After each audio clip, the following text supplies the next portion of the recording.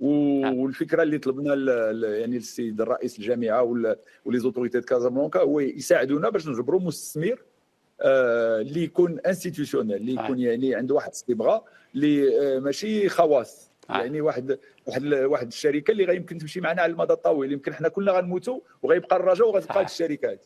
وبالدعم ديال رئيس الجامعه وديال لي زوتوريتي كازابلانكا تجاوب معنا مستثمر اللي عنده علاقه قديمه مع نادي الرجاء.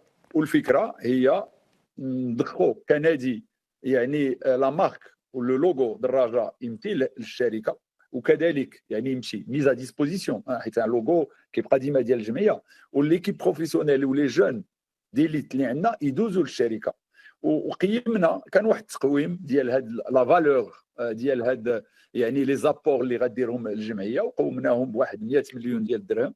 واتفقنا مع يعني المستثمر اللي غيجيب هو 150 مليون ديال الدرهم، وغتكون عندنا واحد الشركه اول خطره في المغرب اللي عندها لوغو في المستوى العالي بلا ما نرجعوا على التاريخ ديال الرجاء، اللي عندها فريق يعني بروفيسيونيل بالشبان ديالو، وعندها كذلك 150 مليون ديال الكاش.